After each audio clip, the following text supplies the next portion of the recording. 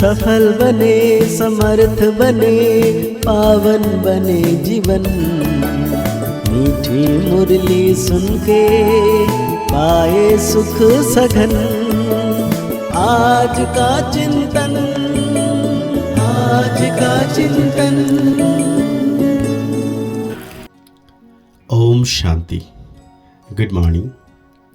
ज्ञान का सागर शिव बाबा परमात्मा जो सभी आत्माओं के पिता हैं, वो आज हम बच्चों को कह रहे हैं अब स्वतः प्रधान बन घर जाना है। इसलिए अपने को आत्मा समझ निरंतर बाप को याद करने का अभ्यास करो। उन्नति का सदा ख्याल रखो।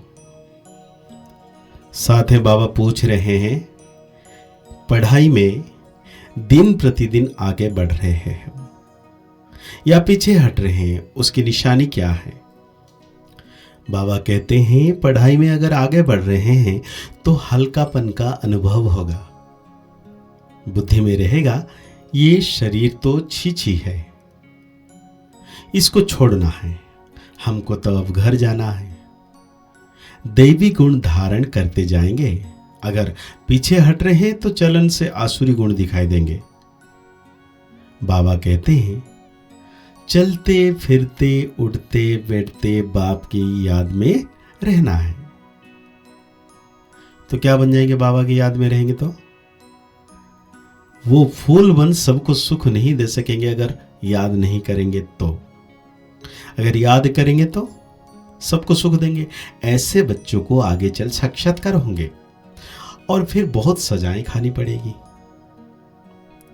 तो आज बाबा हम बच्चों को पूछ रहे हैं, बुद्धि में ये ख्यालत रहे कि हम स्वतः प्रधान आए थे। रूहानी बाप रूहानी बच्चों को समझाते हैं।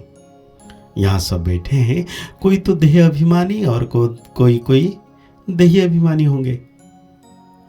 कोई सेकंड में देही अभिमानी बन जाते हैं तो कोई सेकंड में देह अभिमान और होते रहेंगे। ऐसे तो कोई कह ना सके कि हम सारा समय देही अभिमानी हो बैठे हैं। नहीं, बाप समझाते हैं कोई समय देही अभिमानी, कोई समय। बाबा कहते हैं अब बच्चे यह तो जानते हैं हम आत्मा इस शरीर को छोड़ जाएंगे अपने घर। बहुत खुशी से जाना है।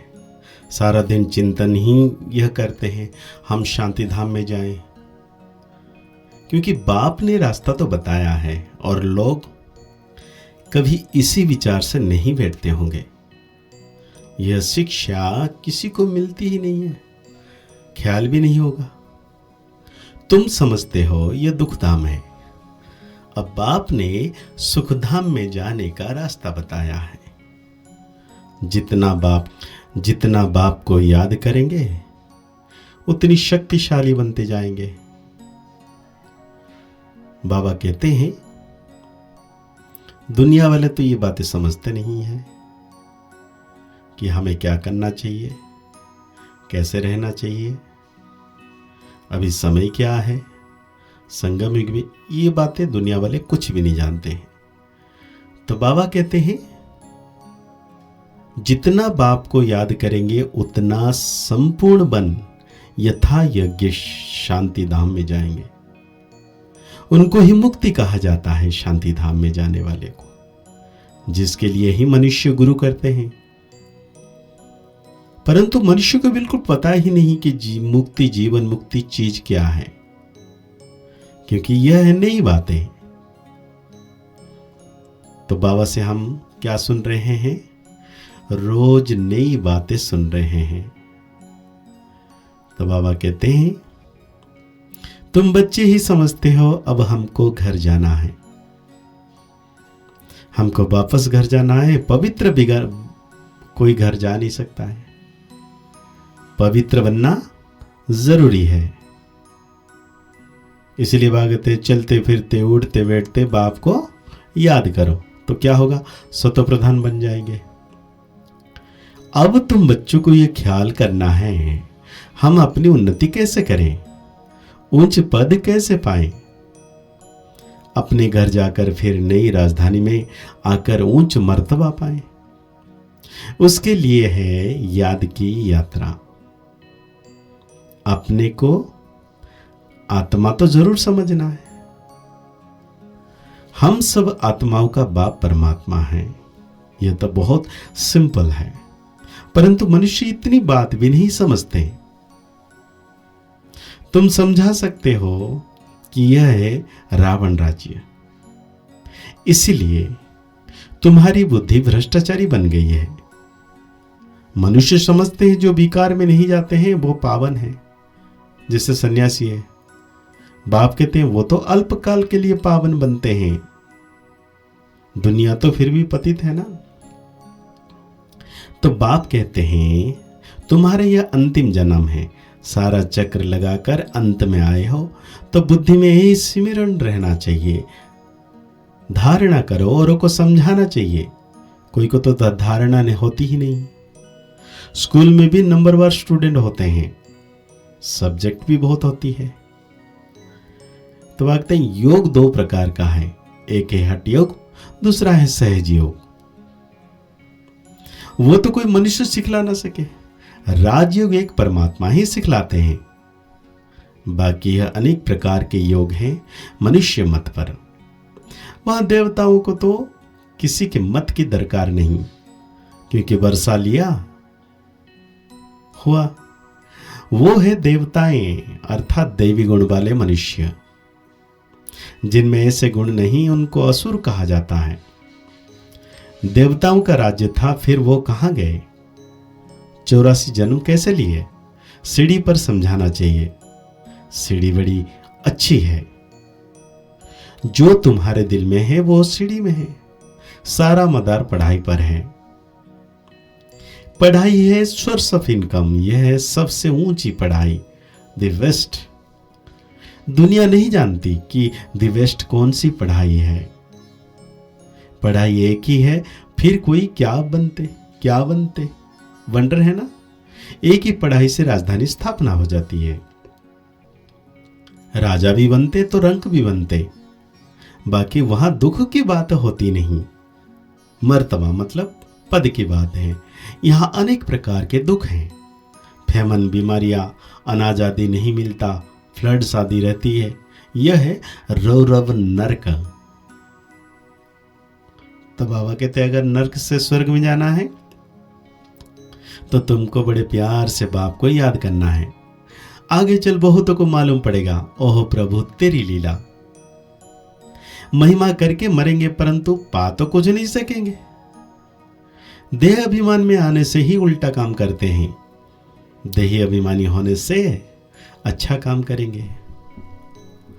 बाप कहते हैं अब तुम्हारी वानप्रस्थ अवस्था है, वापस जाना ही पड़ेगा।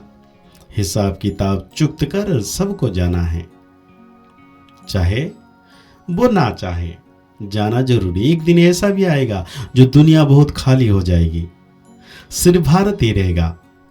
आधा कल्प सिर्फ भारत ही होगा तो कितनी दुनिया खाली होगी, ऐसा ख्याल कोई की बुद्धि में नहीं होगा सिवाय तुम्हारे। फिर तो तुम्हारा कोई दुश्मन भी नहीं होगा। दुश्मन आते हैं क्यों? धन के पिछाड़ी। भारत में इतने मुसलमान और अंग्रेज क्यों आए? बाबा कहते हैं दुश्मन आते ही क्यों आए? तो इसलिए अब नहीं करेंगे तो कभी नहीं करेंगे। तो आज बाबा धारणा के लिए हम बच्चों को कह रहे हैं चलते फिरते बुद्धि में पढ़ाई का चिंतन करना है। कोई भी कार्य करते बुद्धि में सदा ज्ञान टपकता रहे। ये यदि वेस्ट पढ़ाई जिसे पढ़कर डबल क्राउन बनना है, अभ्यास करना है। हम आत्मा भाई भाई है। देह अभिमान में आने से उल्टे काम होते हैं, इसलिए जितना हो सके देह अभिमानी रहना है। तो आज बाबा हम बच्चों को वरदान दे रहे हैं, सत्यता की शक्ति द्वारा सदा खुशी में नाचने वाले शक्तिशाली महान आत्मा भव। बाबा कहते हैं कहा जाता है सच तो बेटा नच। सच्चा अर्थात सत्यता की शक्ति वाला सदा नाचता रहेगा, कभी मुरझाएगा नहीं, उलझेगा नहीं, घबराएगा नहीं, कमजोर नहीं होगा। वो खुशी में सदा नाचता रहेगा। शक्तिशाली होगा, उसमें सामना करने की शक्ति होगी। सत्यता कभी हिलती नहीं, अचल होती है। सत्य की नाव डोलती है लेकिन डूबती नहीं। तो सत्यता की शक्ति को धारण करने वाले ही महान आत्मा हैं। तो आज बाबा हम बच्चों को स्लोगन दे रहे हैं, व्यस्त मन बुद्धि को सेकंड में स्टॉप कर लेना ही सर्वश्रेष्ठ अभ्यास है।